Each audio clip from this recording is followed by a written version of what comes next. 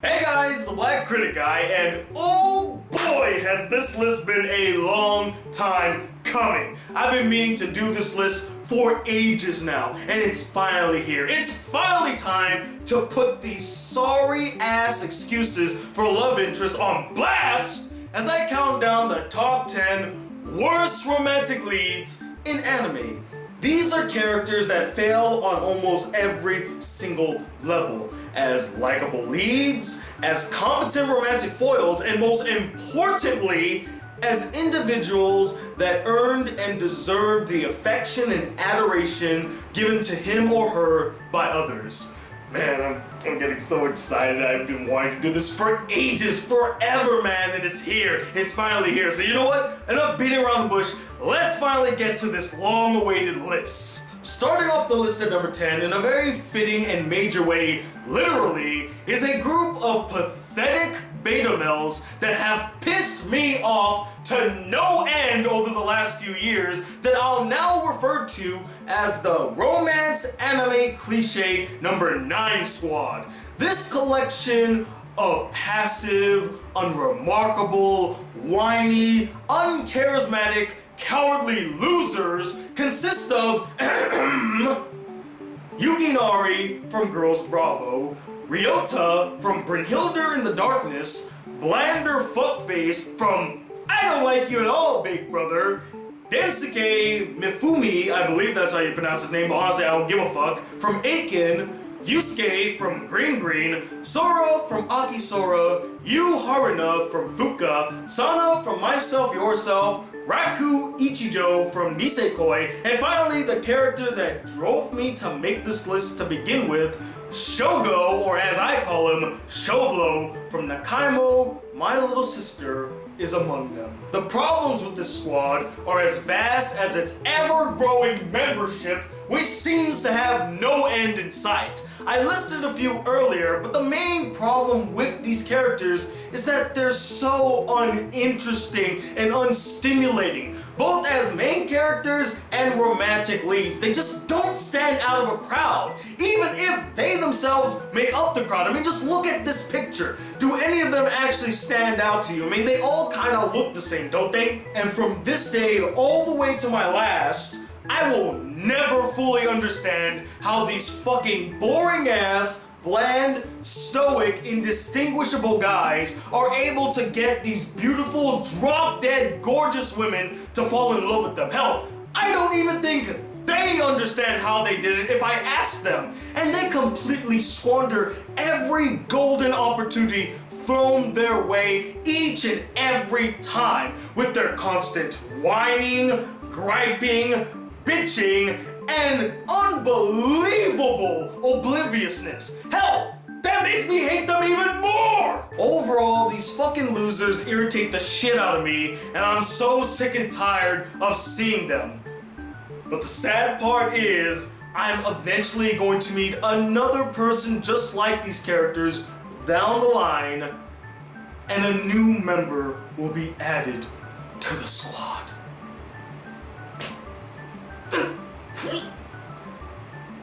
I think my heart just broke. Pretending to take the moral high ground at the number 9 spot is a classic Captain Fuckface from Kiss X Sis. Now some of you may argue that Captain Fuckface should have been included in the list of members of the cliche squad. And while I see where you're coming from and I do agree with you slightly, he gets a spot of his own for a very particular reason.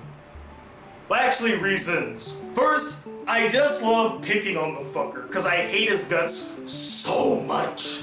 2, he's sort of like the genesis for my hatred for the stereotypical cliche male protagonist in a romance anime. I started noticing my hatred for that type of character after seeing Kiss X Sis and seeing Captain Fuckface. But the main reason why the character gets his own spot is despite his resistance to his sister's advances, he continuously allows them to carry on doing what they have been doing throughout the series for him and with them. So I believe deep down in his heart of hearts that Captain Fuckface truly wants to fuck his sisters, but he pretends to take this moral high ground and act all virtuous when in actuality he's just as depraved as his two sisters, Tweedle Wants the D and Tweedle Wanna Come. Stop acting so high and mighty, fuckface. Other than that, he basically shares all the qualities I hate from the squad. Passive, boring, and unremarkable. That's all that needs to be said about this fucker. Taking obliviousness to new heights is my number 8 choice, Emma Hinata from Brothers Conflict. She's basically the female version of the Cliché Squad. Extremely passive and unreasonably stupid and oblivious. Emma Hinata is the second most frustrating female lead I have ever witnessed in a romance anime. And the reason for this is that in every single episode, this is not an exaggeration, every goddamn episode, every moment that she spends with her new brothers, without fail, like fucking clockwork with this character, she will just act so unaware of some of her brothers' sexual advances towards her, their feelings for her. And when some of them actually pull the moves on her, she completely forgets that they even did that by the next scene and acts as though it never even happened. It's like she's the Dory of anime. And just imagine from the brother's perspective. You finally opened up to this girl that is now your new sister. You expressed your feelings. You wanted her to know the truth. And not only does she not reciprocate it, she doesn't even acknowledge it and pretends that it never even happened. What a bitch! She's bland, uninspired, goes through no meaningful development throughout the entire series, has absolutely no chemistry with any of her bros, whether they be romantic or platonic. She's just basically a living doll. That's what she is. But Emma's just the second most frustrating female romantic lead I've seen. Guess who's the first? Well, you won't have to because she's my number 7 pick, Yui Komori. Just like how Emma is the female version of the Cliché Squad, Yui Komori is the female Captain Fuckface. She is placed in this terrible situation where these rapey vampire fucks constantly assault her sexually, and what does she do? Nothing! She does nothing!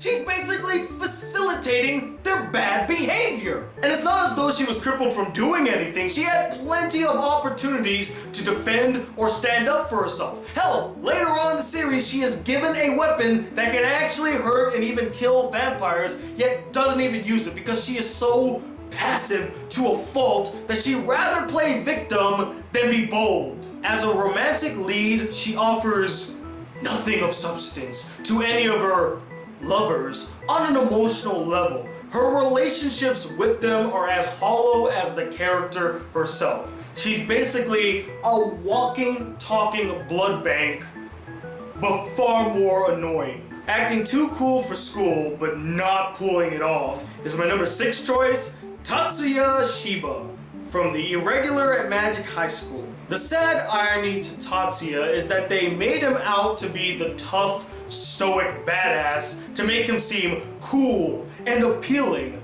but in actuality it just made him so unlikable and dull, the complete opposite of cool. They also failed to realize that a key component in making a cool character, which goes hand in hand with making a great romantic lead, is passion. To show that the character cares about someone or something.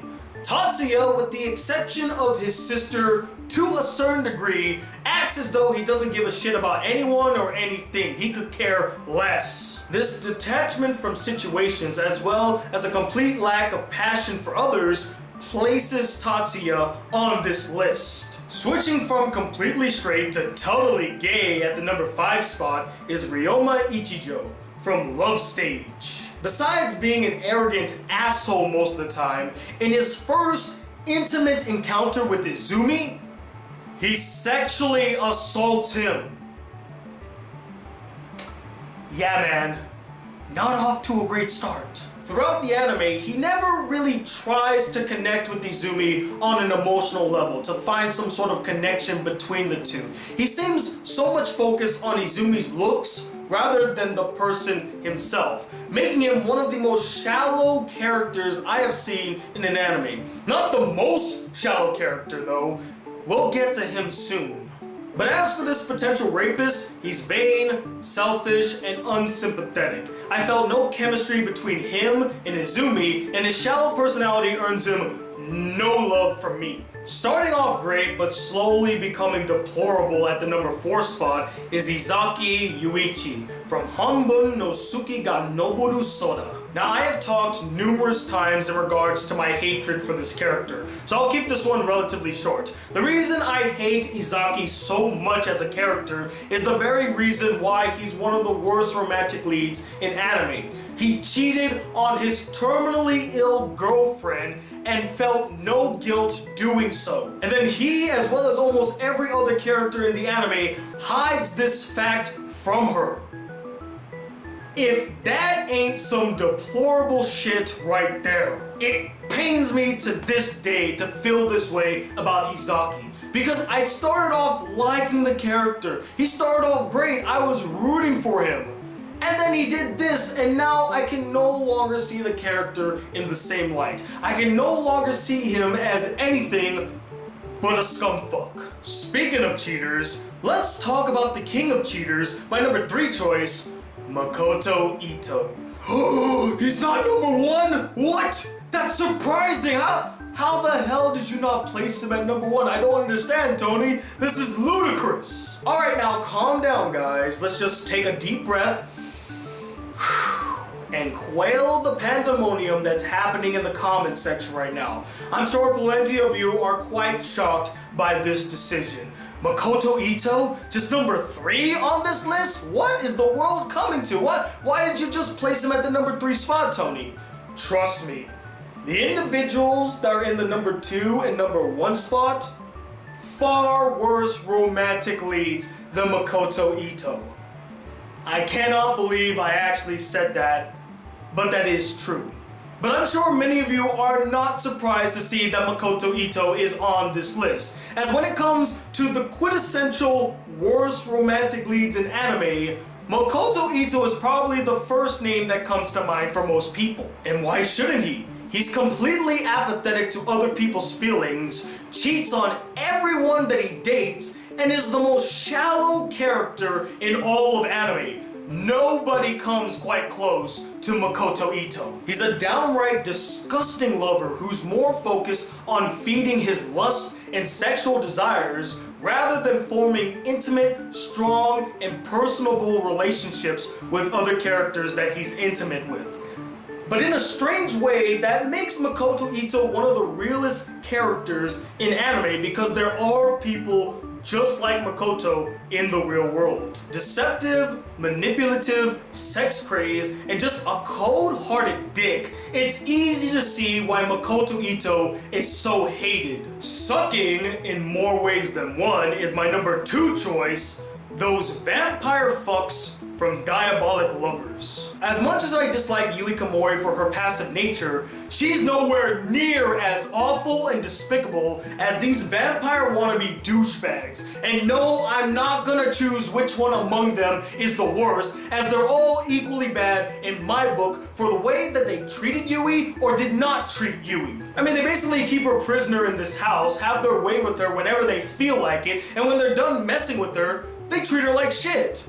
And this is supposed to be seen as romantic? The fuck out of here with that shit. This band of vampire brothers hit the trifecta. They're terrible as characters, are pathetic excuses for vampires, and are reprehensible as romantic leads. And now here we are at the number 1 spot. And who could it be? Who beat out the likes of Makoto Ito and those vampire fucks from Diabolic Lovers to take the cake as the worst of the worst when it comes to romantic leads in anime? Well, I could think of no worse person in anime to take this spot than General Pussycock from Chaos Head. So why did I choose General Pussycock over the likes of Makoto Ito and those vampire fucks, you may ask? Well, let's focus on Makoto Ito. Why did I choose him over Makoto Ito? Because Makoto Ito, for all of his faults, for all of his shortcomings, and he has many, was actually a decent person at one point in time, and I could understand and sort of see how and why these girls kind of fell for his charm. He's a master manipulator in that sense. With General Pussycock, nothing. There's nothing with this character that was likable from the get-go. I instantaneously hated this character from day one, and he never got any better from then on. General Pussycock is cowardly, inconsiderate, and passionless. It makes no sense why any of the girls in this anime would ever be attracted to him, why they would ever like him in the first place, why they would follow him blindly into battle. With the other 9 choices on this list, I could see to some very minute degree why some of these girls would like these characters. But with this unremarkable turd, absolutely not. You know, it's not like he's heroic, or kind, or sweet, or compassionate. He treats everybody terribly and cold-heartedly. He has no chemistry with any of the girls in his harem that he did not earn whatsoever. And he's not willing to help people out when they need him the most, whether it be something small like a girl falling on her face, or something major like stopping an evil corporation from taking over the world. Now he's just like, no, I don't want anybody to come near me. Just don't ask for my help, please. I don't want to help anybody, please leave me alone. Look, I could go on and on until my face turns purple and the cows come home as to how shitty of a character General Pussycock truly is. But in all honesty, I don't give a shit about this character, nor do I care to put the time, energy, and effort to talk about why this character is so terrible. If they could not put the effort to make this character interesting and likable, why should I put the effort to talk about how reprehensible and god-awful he is? So if you want to hear me go into more detail as to why this character fucking sucks, you can go check out my Chaos Head rant. Link will be right up here or at the end of this video. But overall, guys, General Pussycock, without question, is the #1 worst romantic lead in anime, and is actually the worst anime character I've ever seen, male or female. Yes, that's how bad he is. And that, ladies and gentlemen, was my list of the top 10 worst romantic leads in anime. And I would love to know what you guys thought about my list. Did you agree with it? Did you disagree with it? Did you feel like I left any characters out? And do let me know, who is the absolute worst romantic lead in anime in your opinion? Comment below, let me know, and stay tuned. I will be doing the reverse of this list, a top 10 best romantic leads in anime. That'll be coming out in about a week or so stay tuned for that. I hope to review Lego Ninjago. That'll be my next review coming up, and you'll probably get a new anime review as well. So stay tuned for all those. And as always, guys, if you'd like to see more videos on the channel, be a part of the Black Critic Group, please hit that subscribe button below. Like this video if you really enjoyed it, and I'm talking about in a second, the excellent romantic lead and lover as the Black Critic Guy. Till then, peace, YouTube!